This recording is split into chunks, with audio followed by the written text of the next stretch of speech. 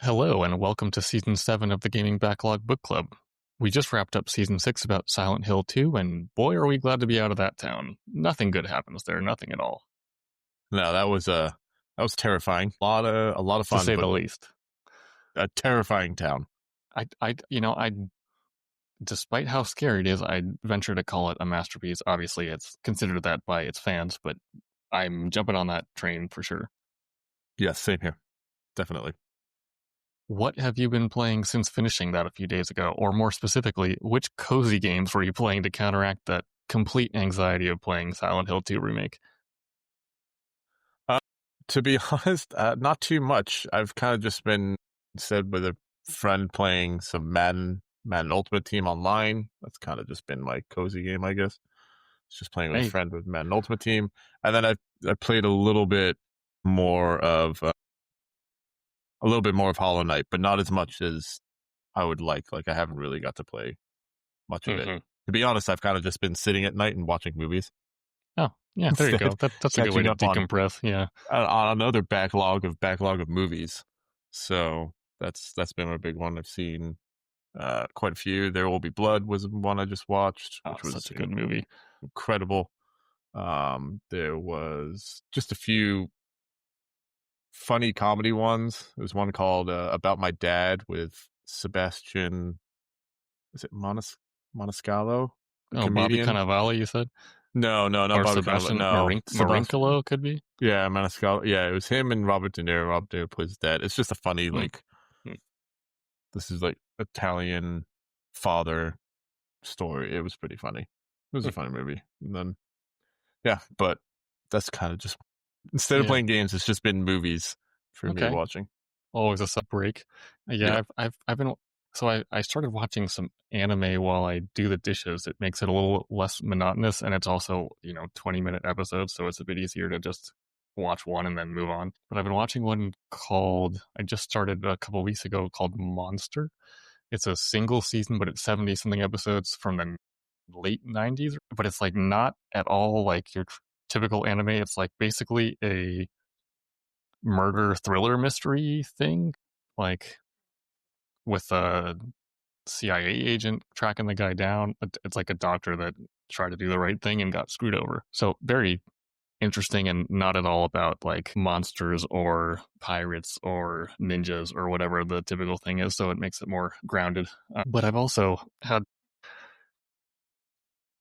the fact that two of my guaranteed game of the years for 2025 coming out within a 1 month while also doing the podcast game. And I think both of these came out right while we've been playing Silent Hill 2 Remake. So Hollow Knight Silksong and Ghost of Yotei. And I've barely scratched the surface of either one just for lack of time, but we'll eventually get going back into both of them. Yeah. I mean, for me, obviously, Silk Song is obviously a sort of sequel, not really sequel to Hollow Knight. But as I said, yeah, I've been playing Hollow Knight since I never played that. And then I've Yeah. downloaded Yotei because, again, that was also for me like a game of the year contender, like day one play. But Yeah. I've downloaded it, but I haven't had the time just yet to like actually just start it up. Yeah, typically both of those would have been a drop every other game and play, but hey, we're having fun with this thing, so Oh, yeah. let's keep going. So this season we will be playing Fallout 4. Now, season 2 of the Amazon Prime Fallout TV series begins on December 17th, so this seems like a good way to get amped up for it. We loved the first season, and the trailers for this one look just as good. Season 2 of the show will take place, at least from what we can tell, primarily in New Vegas after being in Los Angeles most of season 1. We do know that Fallout New Vegas is one of the most beloved games ever, and especially one of the fan favorite Fallout games. And while neither of us have played New Vegas yet, and honestly, it's at the top of my list at least as far as Fallout goes, and I do own it already, but I only have a Steam Deck, not an Xbox or a gaming PC, so the mods that make it more playable than the vanilla version are off the table for me. And we're holding out hope for a New Vegas remake or remaster at some point, so Fallout 4's newish upgrade for PS5 is the best choice for us right now. Yeah, it is. New Vegas is also, again, top of the list for me too. Because just from hearing people who have obviously played all the games and everything, that it's definitely up there as their one of their tops, number one, or if not number two. And as said, season 2 here is now taking place, or looks like it's going to be going into New Vegas. So it's going to be, yeah. So hopefully they do relevant. make a remake, like a full remake, sort of like Silent Hill 2. They make a remake of that. That'd be great. And that will be, that would definitely go on our backlog. And Obsidian has a hell of a good track record in that. I know is very much attributed to Fallout New Vegas. So I hope we can get to it soon. But for now, Fallout 4 is the answer. Surprisingly, neither of us have ever played a Fallout game before. I've always known about it, at least in its 3D era since Fallout 3, just as I've known about all the Elder Scrolls games since Morrowind. And while both series have always piqued my interest, especially with friends singing their praises, for whatever reason, neither series ever jumped to the top of my play this now list. And that's even considering that I absolutely love all the old school vibe of the Fallout world with the retro futuristic stuff, the Vault Boy character, the 50s Cold War way of talking. In my head, for whatever reason, I always felt like Fallout was like open world Bioshock in many ways, probably mostly because of that old timey stuff, even though I know they're not all that similar. But even just that vibe connection didn't make me play it earlier than now. I'm super excited to do it anyway. Yeah, I'm really excited to get into Fallout 4. As you were saying, also, with Oblivion, with Obsidian, Morrowind is one. I think did they just come out, I think, with a full remake of Morrowind? Oblivion was the remake. Oh, Oblivion was the remake. I think that was a Bethesda game. I don't know if it was Obsidian. Yeah, either way, I know they keep going back in. So if they dip back into Oblivion, they should dip back into New Vegas. Yeah, they should, which would be a lot of fun. I wouldn't be surprised if season 2 about New Vegas is going to inspire them for that. I hope so. I don't know. As I was going to say though, with the Elder Scrolls, the Morrowind game, I got that game actually as a gift from a friend way back when it came out on the original Xbox, and I did play a lot of it back then with him. Like me and him switched off. It was I enjoyed Morrowind.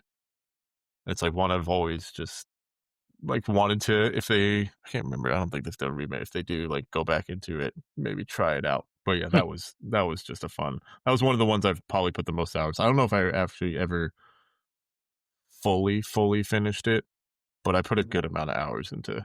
Did you play any of Oblivion or Skyrim? No. I did watch a friend play a little bit of Oblivion, not too much, and then Skyrim. No, I've never. Again, it's like I've seen some people play a little bit, but I've never tried it myself, and I don't know. There's so much in Skyrim. Like it's just endless. Yeah, it seems endless. Yeah, not to mention it's been released on every platform of all time. I've never played any Elder Scrolls game. I've seen a couple friends play both Morrowind and Oblivion when they came out, and just saying how good they are. But yeah, didn't hit my list. But I have played. I played just to try it out because it was so ridiculous and funny. What was it called? Amazon. What's Amazon's device called? Echo or whatever. Or the other one? Luna? The video game Alexa. one? Anyway, I played the Alexa version of Skyrim for like 20 minutes just to laugh at what it was, and it was interesting. And that's the only thing I can come up with. Okay. I know, we have access to Skyrim through PS5, so through PlayStation Plus. They also, I think they came out with a Skyrim VR for PlayStation. Yeah. For PSVR or PSVR 2. And I was like, they just keep coming out with some types of Skyrim. I'm more likely at this point to play the Oblivion remake than Skyrim, I think, just because of how much I remember hearing everyone love it back when it came out. Anyway, so for background, if you aren't yet familiar with the Fallout franchise, Fallout 4 was released in 2015, developed and published by Bethesda. It was released to positive reviews and praise for its open world, depth, stories, characters, and especially the high quality side quests, which supposedly take up the majority of the hours you'll be putting into the game. The story setup of Fallout 4 is that you wake up from cryogenic stasis and see your spouse killed and child kidnapped, and you're left for dead. Since you're the only survivor in your community, you emerge from your underground fallout shelter in the Boston area in the year 2287, which is 210 years after the Great War that decimated the world with a nuclear holocaust. You go off from there to try to find your kid, and most likely get sidetracked every step of the way, as is pretty much the case in every open world game these days. The gameplay sets you in an open world in a first person shooter format, able to explore the nuclear wasteland to your heart's content. Sounds like, you go complete quests along the main story path. You can help and join various factions, acquire experience to level up and upgrade your character in RPG ways, gathering and looting all sorts of materials for crafting, building up settlements, and go along your merry way. The FPS combat is pretty standard in real time, but Fallout has the unique, and this is the thing that always caught my attention the most whenever I watch someone play Fallout, and I always wanted to try it, is the VATS system. So that stands for the Vault-Tec Assisted Targeting System, which allows you to heavily slow or maybe pause time, not sure which, while you're targeting an enemy, and it pulls up a bunch of accuracy percentages for different parts of the body, which you can just select and have it take the shot for you, which is just such a unique way to engage in gun combat that it always caught my attention. Yeah, that's always caught mine as well. The VAT system is really cool. It's really unique. It's something I'm looking forward to trying out here in Fallout 4. Yeah, as you said, like you get, I think it's just slowing down time. Then you get all the accuracies. Hopefully, you can get I don't know, I think when I'm sure it's based on your stat, like your RPG, like character stats, as well as your gun. Because obviously with Fallout, you get what is the other acronym for all your strength? What is it? Agility, luck. Something clever, I'm sure. Yeah, but obviously, there's all those different skills or attributes that you can raise and lower to help you get through this apocalyptic world. And again, for better aim, better quality of shots. So it'll be fun to see with the VAT system. And then also, as you said, the customization. I think you can customize your guns and quite a lot. Yeah, I with think a whole bunch of different parts and types. So it'll be seen a bit of that too. Yeah, I mean specifically. So I don't know if they added because the Fallout 1 and 2 were isometric, kind of click around and do whatever games format, and I think Fallout 3 they switched over to first person shooter. I wonder I don't know if they first added the VAT system in 3 or in 4, but I'm curious when that first was added, how people liked or disliked it. Was it just too weird to be enjoyable, or I think it's going to be cool. Yeah, I think it's going to be fun. I think it's going to be cool too. You also have your wrist strap computer, the Pip-Boy, which provides your menu and maps and other typical RPG menu options with a wonderfully old school green screen. And you also get a dog sidekick, which is awesome. Yes, we get dog meat. Dog meat. Dog. Name is Dog Meat. Yeah. Can't beat that. I don't know. As we both said, we haven't played any of the Fallout games, but know a fair bit of the Fallout, from, Fallout lore. I remember when this game came out, and I did watch quite a bit of some people on Twitch or whatever playing it, because I had another friend who was a huge Fallout fan at the time. I was really praising. I was super excited for the game, and so I was just watching some other people on Twitch play it and seeing what it was like. I also remember for when this game came out, they had for promoting it, the song. I forgot who it's by. It's by Dion somebody, but it was the song "The Wanderer," and it was just such a catchy song that it made me be I'm excited to watch and see what this game is like and see what the whole world of Fallout's like, because I was I know there's a lot of people that love Fallout and I want to get into it, but then I just never played it. So now instead though, but I know a lot of the world of Fallout. We have dog meat. We'll have some of the enemies. We have obviously from the show. You have the Brotherhood of Steel that's out there. There's enemies like the ghouls, feral ghouls, the Death Claws, which from the trailer for season 2 looks like we'll see Death Claws, which is very exciting. So that'll be fun to see in the show. Yeah. But there's just so much with the world, with the Pip-Boys, with all the lore. It's just there's so much to it, and it's as you said, it's always been something that's intrigued me and exciting. I've just never gotten into it. Right, and this is a good reason to hop in. I'm really enjoying the TV show, and I think just having the expectation that it'll be fun. I mean, I know there's various things related to the series, but this actually sparks, I think, both you and I, even together, may have played an hour or two of the Fallout 76 demo or open beta before that released. Obviously, at release, Fallout 76 had a lot of negativity around it, and it was right. pretty. I remember that because it stripped out all of the NPCs and unique characters and the things that people really liked about the game, and it got rid of the VAT system because it's all live. You can't pause time when you're fighting other real people, and so I totally get that. But supposedly, I watched actually like a retrospective kind of documentary thing where someone was interviewing people that still play Fallout 76, and it's been patched a ton and had a lot of expansions that make it fun for people that like online games, and they like just build out their own communities. Like there's a community of cannibals that just all they do in game is like lure people into these weird traps and all of that. And so like there's a bunch of weird stories going on in there. It seems kind of entertaining. I don't think I'll have the time for a constantly online type of game like that, but it's good that they improved on it at least over the years. But yeah, that demo didn't exactly spark us to buy it or pre-order it at the time.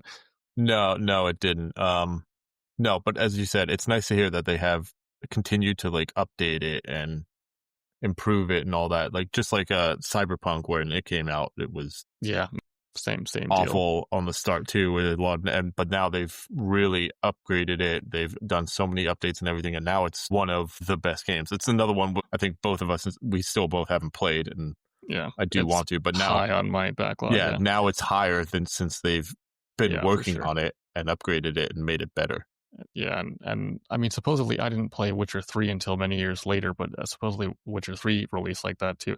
It sucks that the industry's in a place that it's in where games don't release fully finished in most cases, and because of corporate money decisions and deadlines.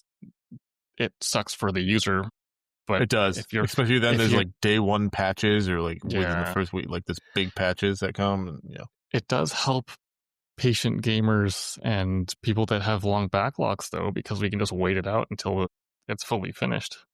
That is true. I guess that's the silver lining of having too many games in the backlog. So here you go. Outside of all that, is there anything else specifically you know about Fallout 4 specifically, or Fallout as a series going into starting this game? No, not too much. Just as I said, a lot from the show and all that. The Brotherhood of Steel, obviously, with the whole the power armor stuff. The power armors, which would be, I'm sure you're able to get into power armors in this and fight whatever. Like that'll be fun. I'm excited to try that out. Knowing much more, that sounds like the ideal way to fight a Deathclaw. Yes, probably. And yeah, I mean, same here. I think just between generally keeping up with the video game industry and the TV show, and people singing, raving about how much they love Fallout. Like I had a coworker who at one point who had a Vault Boy bobblehead on his desk next to mine for a while, so that sparked some conversations about it and him trying to convince me to play it and all that. But hey, it only took 10 years, but I'm getting to it. I know. It still shocks me that this game is now 10 years old. Like I didn't think it came out that long ago, but times fly. Like that's crazy. Yeah. That's what happens. And I mean, aside from that, I'm expecting to see a lot of deformed animals, nasty looking monsters with various levels of intelligence. Right after a nuclear fallout, you're going to have some weird mutations. Probably going to be a whole lot of uncanny valley interactions with NPCs, because I'm pretty sure your conversations with NPCs are the face-to-face kind where you select responses. But otherwise, those interactions should be really well written for the most part, from what I've heard. I think that's people's main attraction to Fallout, aside from the game, like the gun gameplay, is the NPCs and stories, side quest stories are really well done. And I think we're both really going to enjoy using the power suits. I'm really especially excited for the VAT system and the Pip-Boy skill upgrade animations, which I've seen a little bit of, where that Vault Boy character like does goofy things whenever you buy an upgrade, I think. And I'm hoping the ghouls you run into can be at least half as charming as Walton Goggins' version, because he's hilarious in the show. He's great in the show. And I actually saw recently that his ghoul is coming to Fallout 76. Oh, yeah, I think I read that. So they're gonna put that. they'll put him in Fallout 76, which is cool. So again, like they're still adding stuff to it and upgrading. So it's kind of it's nice to see. Yeah. Here's to hoping that Fallout 5 actually happens, I guess. But hey, you take what you can get while you can get it. Yeah, exactly. I don't know that the ghouls in the game, well, except for that version of in 76, I don't know that the ghouls in the game are anything more than just regular enemies. But hey, one can hope. Mm-hmm. I think on my end too, I'll probably skip over as much of the settlement or base building features as I can, unless they're required for main story progress. I've never enjoyed building a house that you can go look at things that you collect in and then do nothing else except rest or recover. It's just not my thing. I'm glad that people enjoy it, but no thanks. I agree. That'll be something I mainly skip. It's sort of like for Death Stranding, where we built like the shelters, and it's like all I did was I just build the shelter, and I didn't want to do much else with it because it's like, okay, cool, I'll just use it as a rest place. Yeah, and I never upgraded anything. If it's required for this to build a shelter or whatever house or whatever, and then just use it for rest, that's probably mainly what I'll just use it for. Something I can. I do know there's fast travel in this game, so that'll be a nice feature. Okay, that's fast good. travel to back to hopefully your house or to wherever else. I assume that you visit. I'm sure you you have to visit somewhere, probably complete some stuff, and then it probably unlocks as a fast travel destination. That makes sense. Yeah. And yeah, I mean, we've mentioned we both loved the Amazon show, so I'm not going to ask what makes it a game you want to start up now, because like I usually do, because we've kind of just been talking about it just now. But is there any final thoughts that you have? No, I'm excited to.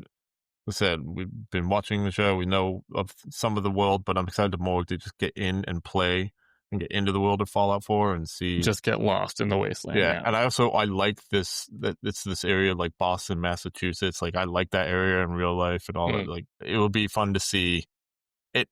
I'm curious on if it's going to be sort of like BioShock Infinite wise. In what way? Where some of the enemies. I know. Like some of the enemies. Like patriotic type. Patriotic type enemies, such as like we had the robotic Washingtons and Ben Franklins and Lincolns and BioShock Infinite. And I'm curious on if we'll have people like in that dressed up like that and all that. We'll see. So interesting. I hadn't thought of that. Yeah, I've only spent 4 days or so in the Boston area, but enjoyed it well enough. And obviously in school, at least in the US, you read up enough or learn enough about that side of the country. So, hey, should be cool. I like that area. I've been to Boston, been to Salem. Yeah, been to Salem. Yeah, it's a fun old area. Yeah, I was in Salem a few years ago on Halloween, I think it was, or like the day before. Yeah, interesting. Yeah, I mean, I think my biggest expectation here is I'm probably going to finish it and realize I enjoyed it a lot more than I expected to, and then kick myself for not playing it a long time ago. Yes, I have. There's a good chance I will have the same realization once we finish. Yeah, exactly. And that'll just get me very excited and hopeful for Fallout 5. Fallout 5 and/or New Vegas remake. Or New Vegas, yeah, exactly. Or New Vegas remake. Yeah, one of the two. Excellent. Considering Fallout 4 is a non-linear open world game and it's hard to wrangle really defined progress with this type of structure, we'll be splitting it up its 12 main quests fairly loosely across many weeks, leading right up to the premiere of Season 2 of the Amazon Prime TV series, allowing you to complete as many side quests, faction quests, bits of random exploration, debauchery, and whatever else you come across to your heart's content, as long as you complete the designated story quest by next time. So we'll give an update each episode of which main story quest to save and quit after you complete it. For next week, our goal is to play and complete the main story quests called Prologue, Out of Time, and When Freedom Calls. So once you finish those, save and quit and hang on for next time. And before you get started, let us know on Discord what your expectations are for Fallout 4. We're curious to hear your thoughts. Yeah, we definitely are. So we're excited to start this journey through Fallout 4 and looking forward to hopefully having all you guys join us as well. So thanks for listening, and we will talk to you next If you want to follow along and discuss our playthrough of many games on the Gaming Backlog Book Club podcast, please give us a follow on your podcast platform of choice: Spotify, Apple Podcasts, iHeartRadio, Pandora, Amazon Music, or Pocket Casts, as well as our Discord and Instagram under the same name. Thanks.